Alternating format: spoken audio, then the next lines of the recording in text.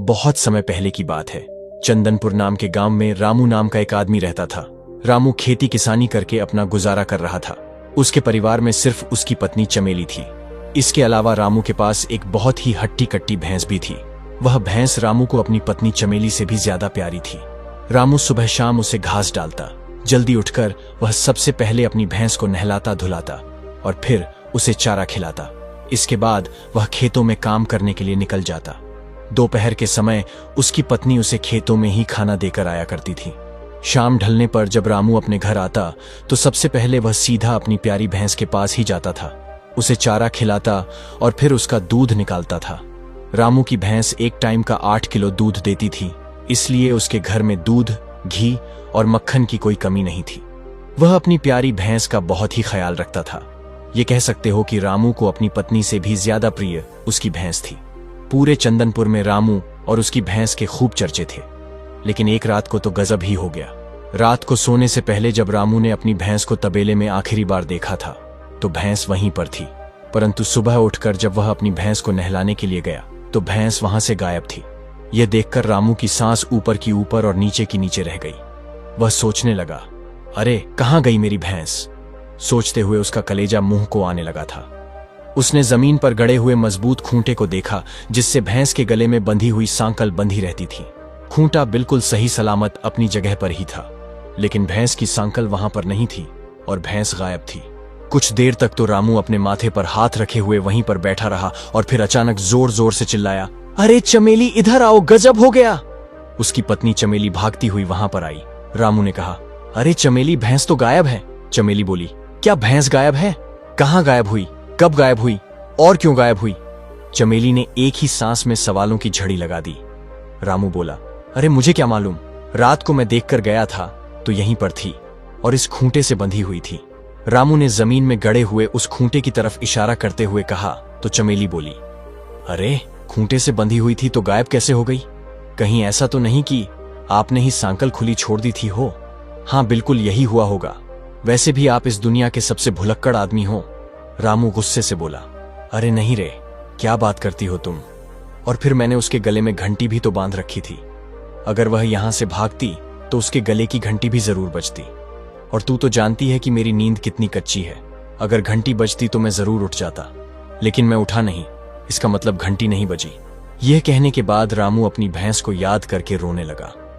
अपने पति को रोता हुआ देखकर चमेली प्यार से बोली, अरे भैंस ही तो गायब हुई है, तुम्हारी पत्नी थोड़े ना खो गई है जो तुम इस तरह से रो रहे हो। मुझे तो लगता है कि अगर तुम बाहर निकलकर भैंस को ढूंढोगे तो यहीं कहीं आसपास मिल जाएगी। अपनी पत्नी की बात रामू को बिल्कुल ठीक लगी और रामू अपने घर के आसपास के लोगों से भैंस के बारे में पूछताछ करने लगा। लेकिन भैंस तो किसी भी पड़ोसी के यहाँ पर नहीं मिली। रामू पूरे दिन भैंस को ढूंढता रहा। ढूंढते ढूंढते अब शाम हो चुकी थी।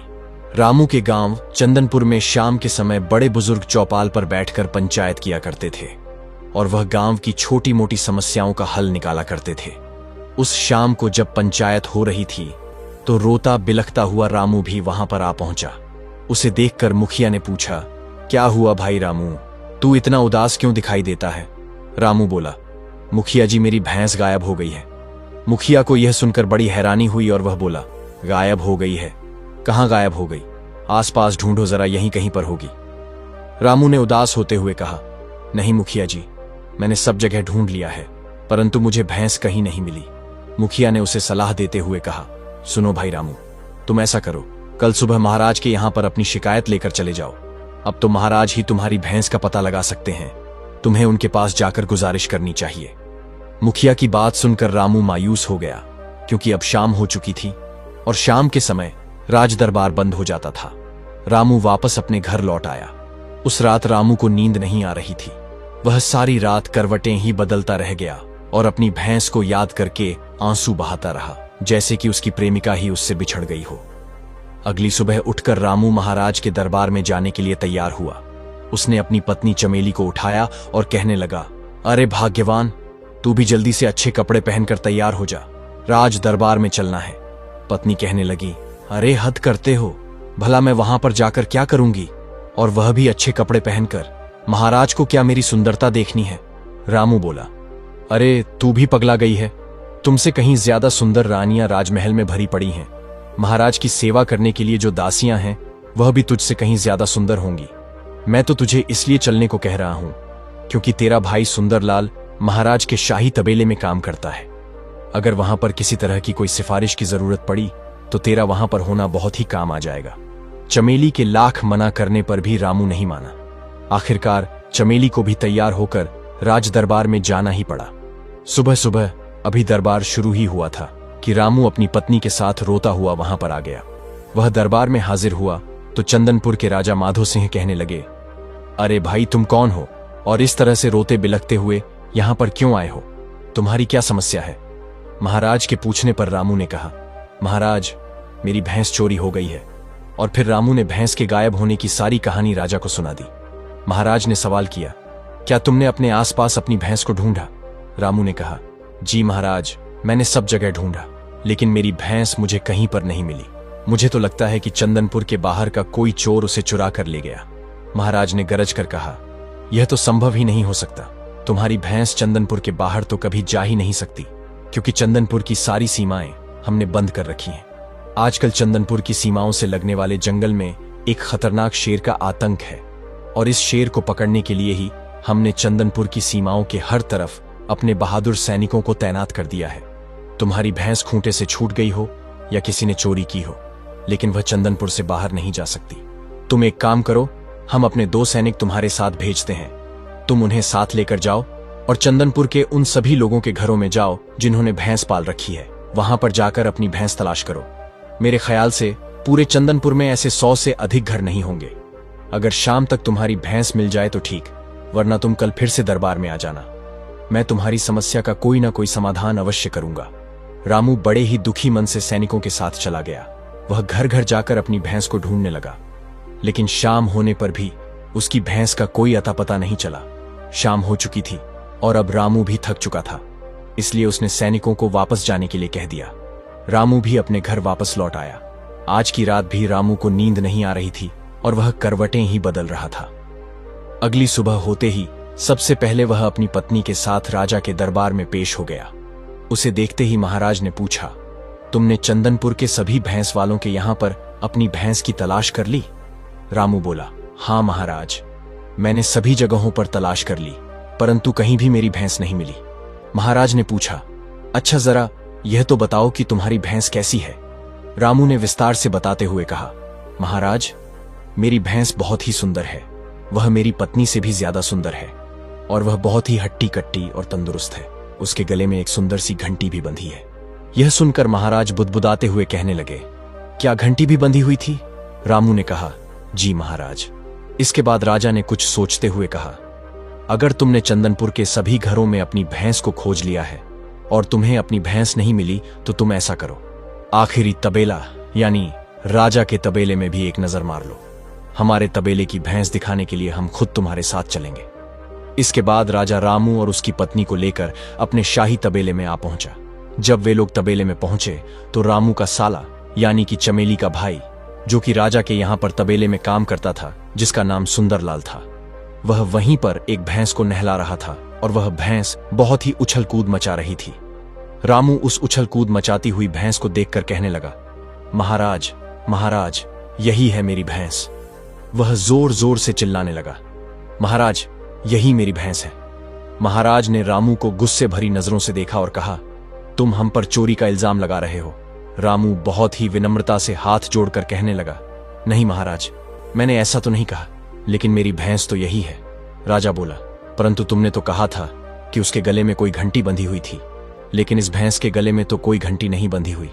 ये कहते हुए राजा ने भैंस के गले की तरफ इशारा किया और तब तक वह भैंस अपने मालिक रामू को पहचान चुकी थी और उसके नजदीक आ गई और फिर वह रामू के पैर चाटने लगी। यह देखकर महाराज हक्के बक्के रह गए। उन्हें समझते देर न लगी कि यह भैंस सचमुच रामू की भैंस है। तब राजा ने गुस्से से देखते हुए शाही तबेले में काम करने वाले और सभी भैंसों की देखभाल करने वाले सुंदरलाल को अपने पास बुलाया और गरजते हुए पूछा, सुंदरलाल, ये भैंस शाही तबेले में कैसे आ गई? महाराज का गुस्सा देखकर सुंदरलाल के हाथ पैर कांपने लगे, मानो उसके तो तोते ही उड़ गए। उसने घबराकर और बड़ी ही दीनता से अपनी बहन चमेली की ओर देखा। जब चमेली को लगा कि उसका भाई अब फंस जाएगा और महाराज उसे कोई कठोर दंड दे देंगे, तो वह भी एकदम से महाराज के पैरों में गिर पड़ी और बिलख बिलख कर कहने लगी, महाराज, इसमें मेरे भाई का कोई दोष नहीं है। बात दरअसल यह है कि मेरे विवाह को 2.5 साल हो चुके हैं, लेकिन मेरे पति रामू ने मेरे प्रति कोई भी जिम्मेवारी नहीं निभाई है। ये तो सुबह शाम रात दिन अपनी भैंस की सेवा में ही लगा रहता है। दिन भर खेतों में काम करता है और बाकी का समय अपनी भैंस के साथ गुजारते हैं। मैं तो सिर्फ इनके लिए खाना बनाने, कपड़े धोने और बर्तन मांजने वाली एक नौकरानी बनकर रह गई हूं। मेरे पति के पास तो मुझसे प्यार के 2 बोल बोलने के लिए भी समय नहीं है। जब इनके तबेले से यह भैंस गायब हुई, तब जाकर इन्होंने मुझसे कोई बात की।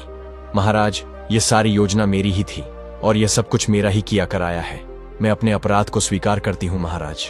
मैंने ही इस भैंस को अपने तबेले में से रात के समय उसके गले में से घंटी निकालकर अपने भाई सुंदरलाल को थमा दिया था और उससे कहा था कि इसे महाराज के तबेले में बांध दो, क्योंकि मुझे पक्का यकीन था कि रामू सारी दुनिया में अपनी भैंस को तलाश कर लेगा। परंतु राजा के तबेले में भैंस को तलाशने का विचार उसके मन में कभी नहीं आएगा और ना ही वह ऐसी हिम्मत कर पाएगा। परंतु आप जैसे न्यायप्रिय राजा तो रामू को अपने शाही तबेले में भी लेकर आ गए। अब मैं क्या करती महाराज? यह भैंस तो मेरे लिए किसी सौतन से कम नहीं थी। इससे छुटकारा पाने का बस यही एक रास्ता था, लेकिन मैं अपनी कोशिश में असफल रही। महाराज, मैं आपसे क्षमा मांगती हूं, मुझ पर दया कीजिए। महाराज, मेरे पति को समझाइए कि शादी के बाद एक पति को अपनी पत्नी के प्रति सभी जिम्मेवारियों को पूरा करना चाहिए, क्योंकि वह अपना मायका, सहेलियां, परिवार सब कुछ छोड़कर उसके पास आई है। उसे अपनी पत्नी को सुखी रखना चाहिए, घर के कामों में उसका सहयोग करना चाहिए, न कि अपने काम में मस्त होकर पत्नी को भुला देना चाहिए। मैं अपने मायके में भी घर के सभी काम करती थी, साथ ही साथ अपनी गाय भैंसों की देखभाल भी करती थी, लेकिन मेरे पति मुझे इस भैंस को हाथ भी नहीं लगाने देते। महाराज के सामने चमेली फूट फूट कर रो रही थी। महाराज को चमेली की बातें सुनकर उस पर बहुत ही दया आई। महाराज ने उससे कहा, तुम दुखी मत हो चमेली, हम तुम्हारी सारी बात समझ गए हैं, हम तुम्हें कोई सजा नहीं देंगे। इसके बाद महाराज ने रामू की ओर क्रोधित होकर देखा और फिर गरजते हुए बोले, रामू, तुम अपनी भैंस को एक ही शर्त पर अपने घर ले जा सकते हो, और वह शर्त यह है कि तुम अपनी भैंस को अपनी मर्जी से अब हाथ भी नहीं लगा पाओगे, साथ ही साथ अपनी पत्नी का पूरा ख्याल रखोगे। अरे मूर्ख इंसान, ईश्वर की कृपा से तुम्हें इतना प्यार करने वाली पत्नी मिली है, जो एक पत्नी होने के सारे कर्तव्य पूरा कर रही है। वह तुम्हारा ख्याल भी रखती है, और जब तुम्हारा परिवार बड़ा हो जाएगा तो यह तुम्हारी संतानों की देखभाल भी करेगी। अब रामू की समझ में सारी बात आ चुकी थी। वह हाथ जोड़कर कहने लगा, महाराज, मैं आज से ही आपकी बात का पूरा ध्यान रखूंगा। और फिर राजा चमेली की तरफ देखते हुए कहने लगे, चमेली, आज से तुम्हें इस बात का ध्यान रखना है कि रामू हमारे आदेश का पालन करे। अगर इसने ऐसा नहीं किया तो तुम इसकी भैंस को कसाई को बेच देना।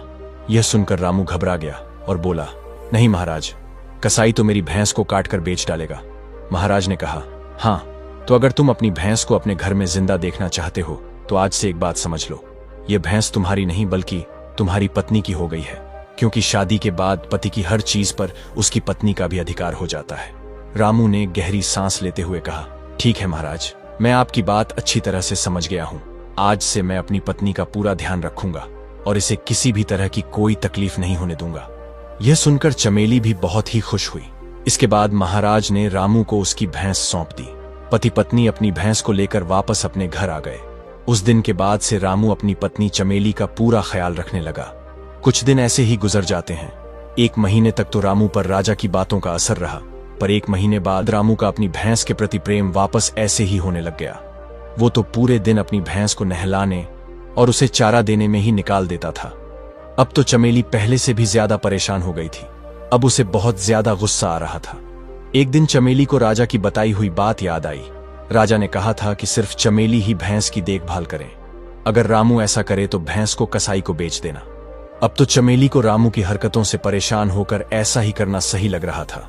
एक दिन जब रामू अपने खेतों को जोतने गया हुआ था, चमेली ने मौका देखकर भैंस को बेचने के लिए एक कसाई को बुलाया।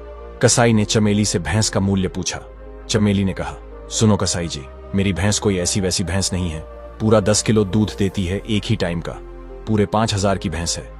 असल में वो कोई कसाई नहीं था, बल्कि एक बहुत बड़ा ठग था। उसने कहा, सुनो, मेरे पास 5,000 तो नहीं है, पर यह हीरा है। ये हीरा बहुत कीमती है, 5,000 से भी ज्यादा महंगा है। हीरे को देखकर चमेली बहुत खुश हुई और उसने भैंस कसाई को बेच दी। कसाई बना हुआ ठग भैंस को खुशी खुशी अपने घर ले गया। शाम को रामू घर आया तो उसे अपनी भैंस नहीं दिखी। उसने पूरे पूरे तबेले में भैंस को ढूंढा पर भैंस नहीं मिल रही थी। वो अपनी पत्नी को जोर से आवाज लगाया, अरे भाग्यवान, जरा यहां आओ, भैंस कहां गई? चमेली दौड़ती हुई आई। अरे क्या हुआ जी, चिल्ला क्यों रहे हो? अरे भाग्यवान, भैंस कहां है? चमेली ने रामू को भैंस को कसाई को बेचने की बात बताई।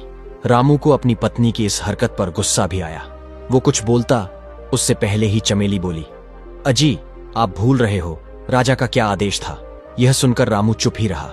वो बहुत दुखी हो रहा था पर बेचारा कुछ नहीं कर सकता था।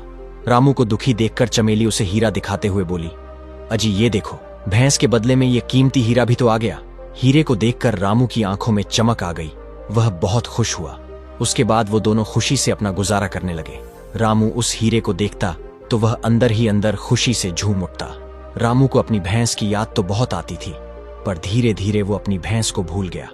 रामू उस हीरे को देखकर हमेशा रात को सोचता, मैं इस हीरे से मिलने वाले पैसों से एक अच्छा व्यापार करूंगा और जल्द ही बहुत अमीर हो जाऊंगा। एक दिन सुबह सुबह रामू जल्दी उठकर गांव के ही प्रसिद्ध जौहरी के पास जाता है। रामू जौहरी को हीरा दिखाते हुए बोला, जौहरी जी, यह देखिए, मैं आपके पास बेचने के लिए क्या लाया हूं। आप इसका कितना मूल्य देंगे बताइए? हीरे को देखकर जौहरी ने अच्छी तरह परखा और एक मुस्कान के साथ बोला, अरे भाई, यह क्या उठा लाए हो? यह कोई हीरा वीरा नहीं है, यह तो एक साधारण कांच का टुकड़ा है। बस इतना सुनते ही रामू के पैरों के नीचे से तो जमीन ही खिसक गई, जैसे उसके सारे सपने चूर चूर हो जाते हैं। वह अंदर ही अंदर बहुत दुखी हो जाता है और अपना हीरा लेकर वापस अपने घर की ओर चल पड़ता है। लेकिन रामू हार मानने वालों में से नहीं था। उसने मन ही मन सोचा, कल तो नगर के सबसे बड़े जौहरी भानु सिंह के यहां जाऊंगा और अपने हीरे की परख करवा कर ही आऊंगा। ये सोचकर वह निश्चिंत होकर रात को सो जाता। वो अपनी पत्नी को इसके बारे में कुछ नहीं बताता है। अगली सुबह रामू नगर की ओर निकल पड़ता है। भानु सिंह एक बहुत बड़ा जौहरी था। उसके पास देश विदेश से राजा महाराजा, मंत्री, सेनापति के साथ ही साथ बड़े बड़े जमींदार उसके दुकान में खरीदारी करने आते थे। रामू पूरे 5 कोस का रास्ता तय करने के बाद आखिरकार नगर पहुंच ही जाता है। रामू नगर के बाजार से होते हुए भानु सिंह के दुकान की तलाश करते हुए आगे बढ़ता है। कुछ दूर चलने के बाद भानु सिंह के दुकान पर जाता है और भानु सिंह के पास जाकर कहता है, प्रणाम महोदय, मैं आपके यहाँ बहुत दूर से यह हीरा लेकर आया हूँ, बताइए आप इसका कितना मूल्य देंगे? हीरे को देखते ही भानु सिंह तेज आवाज में बोलता है, अरे क्या बात है, आपने मुझे पागल समझ रखा है क्या, जो ये पत्थर का टुकड़ा उठा लाए और मुझे हीरा बताकर पागल बना रहे हो? मेरे पास इतना फालतू चीजों के लिए समय नहीं है।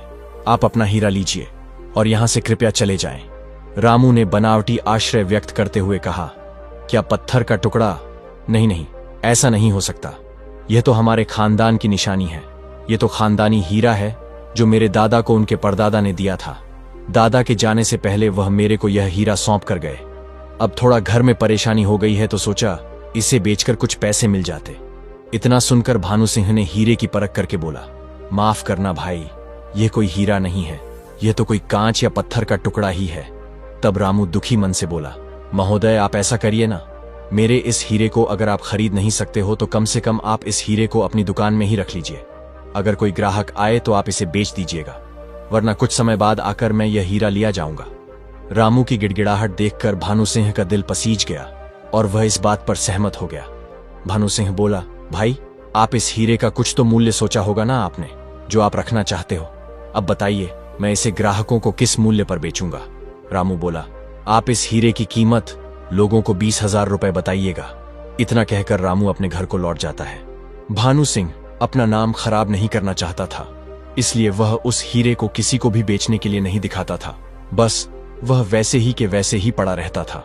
इस बीच बहुत बार रामू दुकान आकर अपने हीरे के बारे में पूछ चुका था, मगर हर बार उसे निराशा ही हाथ लगती थी। एक दिन भानु सिंह के यहाँ एक व्यक्ति आया और उसने खुद का परिचय देते हुए कहा, प्रणाम महोदय, मैं पड़ोस के राज्य हस्तिनापुर के राजा हरि सिंह का सेवक हूँ। राजा हरि सिंह अपनी राजकुमारी को उपहार में देने के लिए एक हार चाहते हैं जिसमें एक हीरे लगा हो। यह सुनते ही भानु सिंह उसे तरह तरह के हीरे दिखाने लगा। वह व्यक्ति हीरे देखता रहा मगर उसे कोई भी हीरा पसंद नहीं आ रहा था। उसकी पसंद को देखते हुए भानु सिंह यह समझ गया था कि इसे हीरे के बारे में कोई जानकारी नहीं है, वह तो बस उसके रूप को देख रहा है। जब उस व्यक्ति को कोई भी हीरा पसंद नहीं आया तो हारकर भानु सिंह ने रामू वाला हीरा दिखाया। उसे देखते ही वह व्यक्ति चहक उठा। हाँ महोदय, हाँ, यही वह हीरा है जिसे मैं तलाश कर रहा हूं। देखो तो कितना खूबसूरत है। महोदय, आप इस हीरे का कितना मूल्य लेंगे?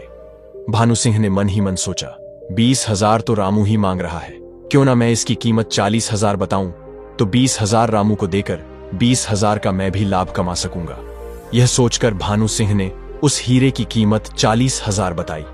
तब वह व्यक्ति बोला, महोदय, मैं आपको 40 नहीं 50,000 दूंगा, पर मैं इतनी धनराशि लेकर तो नहीं आया हूं, पर इस समय मेरे पास 5,000 है। आप ये 5,000 जमा करके सौदा पक्का कर दीजिए। मैं जल्द ही और रुपए लेकर आऊंगा और यह हीरा ले जाऊंगा। अगर मैं 1 महीने में वापस नहीं आऊं तो आप मेरे 5,000 भी रख सकते हैं। यह सुनकर भानु सिंह सोचने लगा, इसका तो हर हाल में फायदा है। अगर हीरा बिकता है तो 30,000 मुझे मिल जाएंगे, और अगर यह व्यक्ति वापस नहीं भी लेने आया तो 5,000 तो मिल ही रहे हैं। यह सोचकर वह बोला, सौदा मंजूर है भाई। यह सुनकर राजा का सेवक वहां से चला जाता है। इस घटना के 2 दिन बाद रामू आया और भानु सिंह से अपनी हीरे के बारे में पूछने लगा। महोदय, क्या मेरा हीरा बिका या नहीं? भानु सिंह बोला, अभी तक तो नहीं बिका है भाई।